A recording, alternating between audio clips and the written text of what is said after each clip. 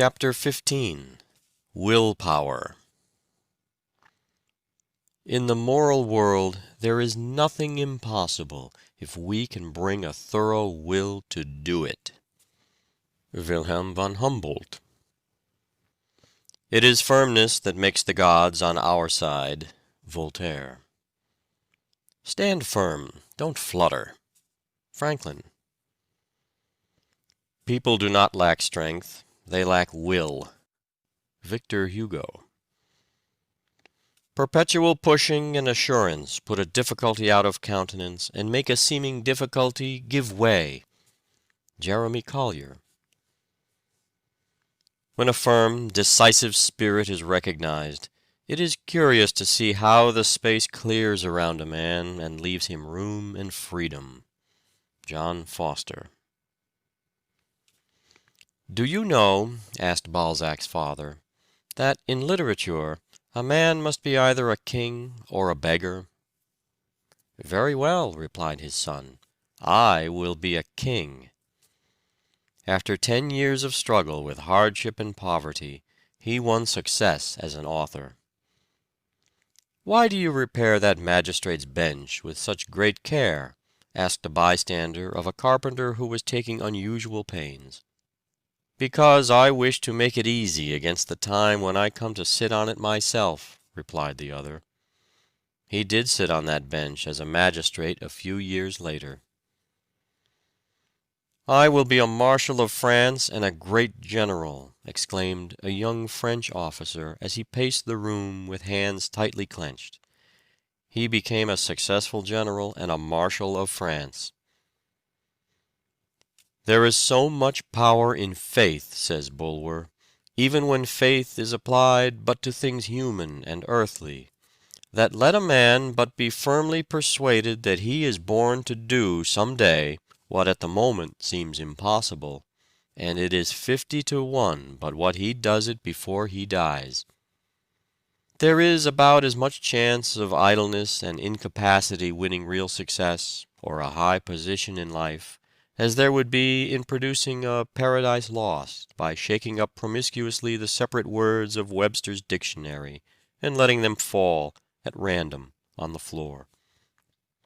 Fortune smiles upon those who roll up their sleeves and put their shoulders to the wheel, upon men who are not afraid of dreary, dry, irksome drudgery, men of nerve and grit who do not turn aside for dirt and detail. "Is there one whom difficulties dishearten?" asked John Hunter. "He will do little. Is there one who will conquer? That kind of man never fails." "Circumstances," says Milton, "have rarely favored famous men. They have fought their way to triumph through all sorts of opposing obstacles."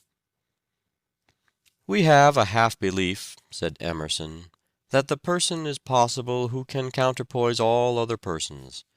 We believe that there may be a man who is a match for events, one who never found his match, against whom other men being dashed are broken, one who can give you any odds and beat you. The simple truth is that a will strong enough to keep a man continually striving for things not wholly beyond his powers will carry him in time very far toward his chosen goal." At 19, Bayard Taylor walked to Philadelphia, 30 miles, to find a publisher for 15 of his poems. He wanted to see them printed in a book, but no publisher would undertake it. He returned to his home whistling, however, showing that his courage and resolution had not abated. In Europe he was often forced to live on 20 cents a day for weeks on account of his poverty. He returned to London with only 30 cents left. He tried to sell a poem of 1,200 lines, which he had in his knapsack, but no publisher wanted it. Of that time he wrote, "My situation was about as hopeless as it is possible to conceive." But his will defied circumstances, and he rose above them. For 2 years he lived on $250 a year in London, earning every dollar of it with his pen. His untimely death in 1879, at 54, when minister to Berlin, was lamented by the learned and great of all countries.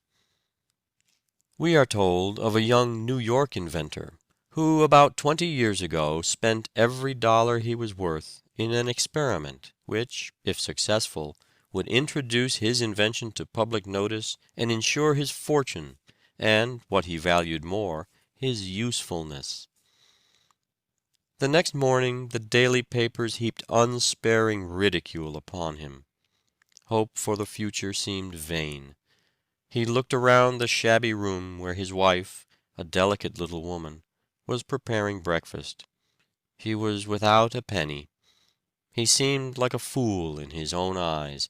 All these years of hard work were wasted. He went into his chamber, sat down, and buried his face in his hands. At length, with a fiery heat flashing through his body, he stood erect.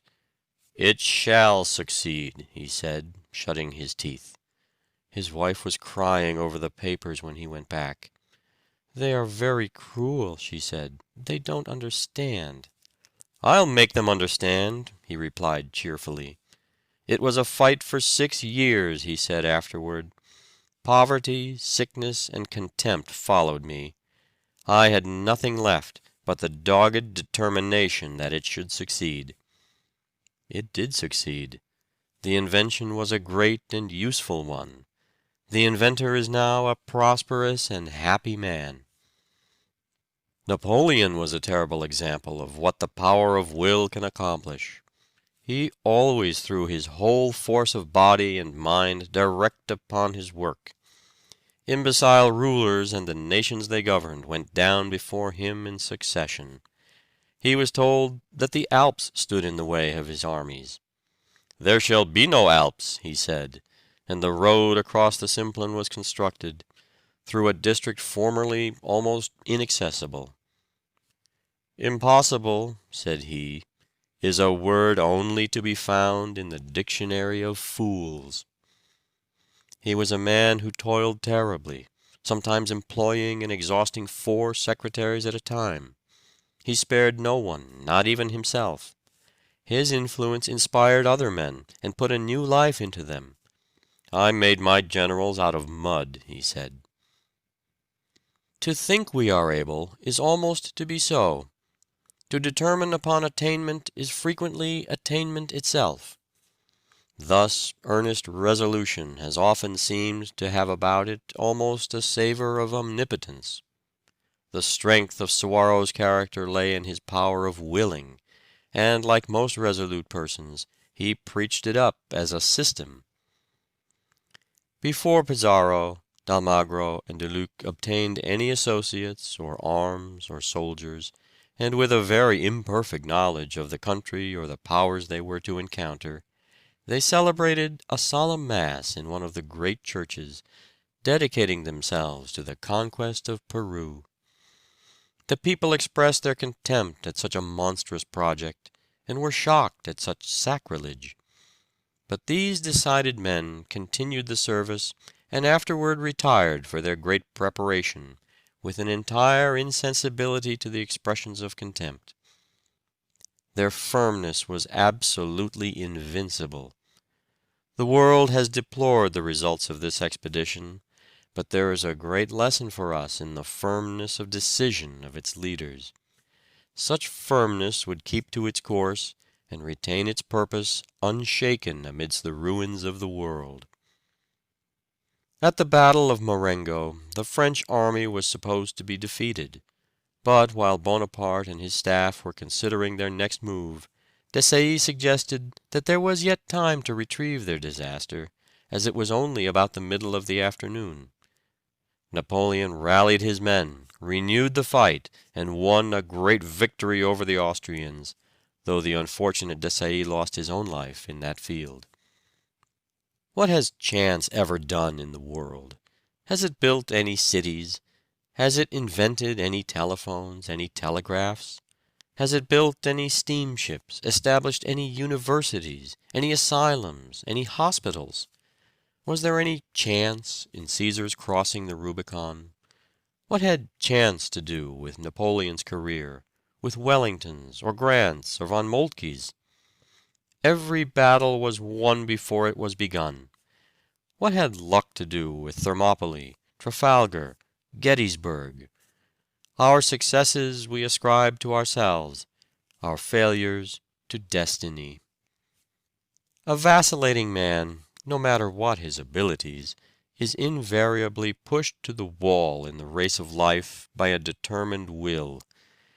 It is he who resolves to succeed, and who at every fresh rebuff begins resolutely again, that reaches the goal. The shores of fortune are covered with the stranded wrecks of men of brilliant ability, but who have wanted courage, faith, and decision, and have therefore perished in sight of more resolute but less capable adventurers who succeeded in making port. Hundreds of men go to their graves in obscurity, who have been obscure only because they lacked the pluck to make a first effort, and who, could they only have resolved to begin, would have astonished the world by their achievements and successes. The fact is, as Sidney Smith has well said, that in order to do anything in this world that is worth doing, we must not stand shivering on the bank and thinking of the cold and the danger, but jump in and scramble through as well as we can. Is this not a grand privilege of man, immortal man, that though he may not be able to stir a finger, that though a moth may crush him, that merely by a righteous will he is raised above the stars, that by it he originates a good in the universe which the universe could not annihilate, a good which can defy extinction, though all created energies of intelligence or matter were combined against it. A man whose moral nature is ascendant is not the subject, but the superior of circumstances. He is free, nay, more, he is a king. And though this sovereignty may have been won by many desperate battles, once on the throne, and holding the scepter with a firm grasp, he has a royalty of which neither time nor accident can strip him. What can you do with a man who has an invincible purpose in him, who never knows when he is beaten, and who, when his legs are shot off, will fight on the stumps? Difficulties and opposition do not daunt him. He thrives on persecution. It only stimulates him to more determined endeavor. Give a man the alphabet and an iron will, and who shall place bounds to his achievements? Imprison a Galileo for his discoveries in science, and he will experiment with the straw in his cell. Deprive Euler of his eyesight, and he but studies harder upon mental problems, thus developing marvelous powers of mathematical calculation. Lock up the poor Bedford tinker in jail, and he will write the finest allegory in the world, or will leave his imperishable thoughts upon the walls of his cell.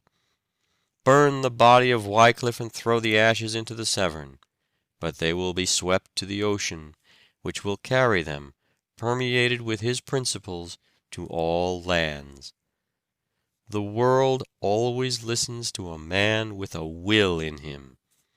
You might as well snub the sun as such men as Bismarck and Grant.